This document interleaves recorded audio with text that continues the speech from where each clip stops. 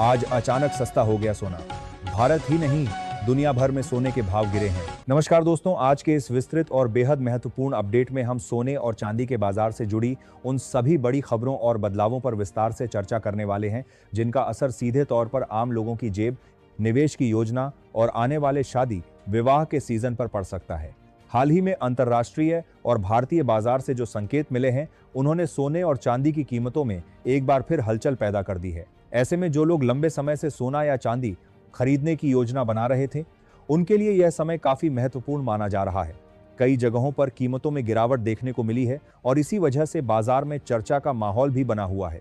अगर हम पिछले कुछ समय की बात करें तो सोने और चांदी की कीमतों में लगातार उतार चढ़ाव देखने को मिल रहा है। कभी कीमतें तेजी से ऊपर जाती हैं तो कभी अचानक गिरावट आ जाती है। इसी उतार चढ़ाव के बीच आज एक बार फिर ऐसी खबर सामने आई है जिसने बाजार का रुख बदल दिया है। अंतर्राष्ट्रीय बाजार में आए कुछ आर्थिक आंकड़ों के बाद सोने और चांदी दोनों की कीमतों पर दबाव देखने को मिला और इसका असर भारतीय बाजार पर भी पड़ा। यही कारण है कि आज कई शहरों में सोने और चांदी के भाव पहले की तुलना में कुछ नीचे आते दिखाई दिए हैं।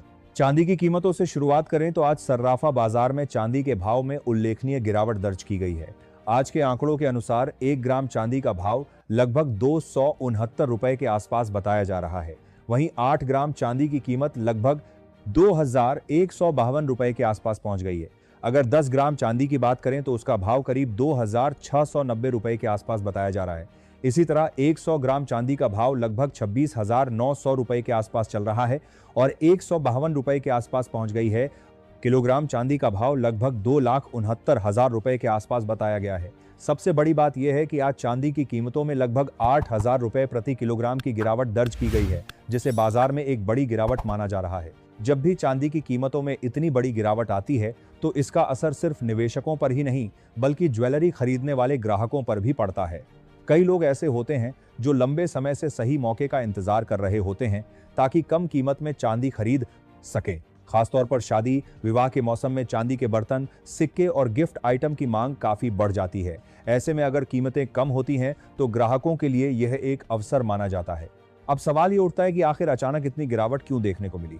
इसके पीछे सबसे बड़ा कारण अंतर्राष्ट्रीय बाजार में जारी हुए आर्थिक आंकड़े बताए जा रहे हैं। अमेरिका में हाल ही में महंगाई से जुड़े आंकड़े यानी सीपीआई डाटा जारी किया गया। जब आर्थिक आंकड़े उम्मीद के मुताबिक आते हैं तो बाजार में बड़ी तेजी नहीं बनती और निवेशक थोड़े सतर्क हो जाते हैं। इसी वजह से सोने और चांदी दोनों में हल्का दबाव देखने को मिला और कीमतों में गिरावट आई है। मंथ ऑन मंथ सीपीआई लगभग 0.2% के आसपास बताया गया, जबकि कोर सीपीआई लगभग 0.3% के करीब रहा। ये आंकड़े बाजार की उम्मीदों के करीब थे, इसलिए निवेशकों ने ज्यादा आक्रामक खरीदारी नहीं की। जब निवेशक बड़ी मात्रा में जवाब से बड़ी मात्रा में खोला करते हैं, खरीदारी नहीं करते तो कीमतों में तेजी रुक जाती है और कई बार गिरावट भी देखने को मिलती है। यही कारण है कि अंतर्राष्ट्रीय बाजार में सोने के दाम में करीब $20 तक की गिरावट दर्ज की गई, जबकि चांदी की कीमतों में लगभग 5% तक की गिरावट देखने को मिली। अगर भारतीय बाजार की बात करें तो यहां भी अंतर्राष्ट्रीय बाजार के असर साफ दिखाई दिए। सोने की कीमतों में लगभग 1,000 से 1,300 रुपए प्रति 10 ग्राम तक की गिरावट देखने को मिली। वहीं चांदी के भाव में भी अच्छी खासी गिरावट दर्ज की गई। हालांकि बाजार के जानकारों का मानना है कि यह गिरावट फिलहाल अल्पकालिक हो सकती है, क्योंकि कई ऐसे बड़े कारण अभी भी मौजूद हैं जो भविष्य में सोने और चांदी की कीमतों को फिर से ऊपर ले जा सकते हैं। ब्लैक रॉक का मानना है कि दुनिया भर की सरकारों पर बढ़ता कर्ज भी सोने और चांदी की कीमतों को सपोर्ट कर सकता है। अगर हम अमेरिका की बात करें तो वहां का फेडरल कर्ज देश की जीडीपी के लगभग 120% के आसपास पहुंच चुका है। इसी तरह जापान, यूनाइटेड किंगडम, फ्रांस और कनाडा जैसे कई विकसित देशों में भी सरकारी कर्ज तेजी से बढ़ रहा है।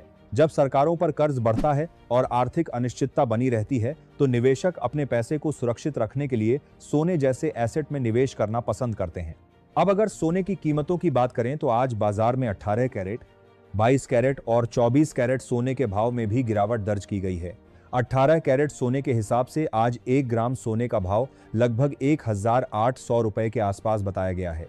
वहीं 8 ग्राम सोने का भाव लगभग 12,400 रुपए के आसपास बताया गया है, पहुंच गया है। 10 ग्राम सोने की कीमत लगभग 12,800 रुपए के आसपास बताई जा रही है और 100 ग्राम सोने का भाव लगभग 1,28,000 रुपए के आसपास चल रहा है। 22 कैरेट सोने की बात करें तो उसके भाव में भी गिरावट देखने को मिली है। आज 1 ग्राम 22 कैरेट सोने का भाव लगभग 15,600 रुपए के आसपास बताया जा रहा है। 8 ग्राम सोने की कीमत लगभग 1,24,800 रुपए के आसपास किया जा रहा है। वहीं 10 ग्राम सोने का भाव लगभग 1,56,000 रुपए के आसपास बताया गया है। बाजार में जानकारी के अनुसार आज 22 कैरेट सोने की कीमतों में लगभग 1,500 रुपए प्रति 10 ग्राम की गिरावट दर्ज की गई है। 24 कैरेट सोने की बात करें तो आज उसके भाव में भी गिरावट देखने को मिली है।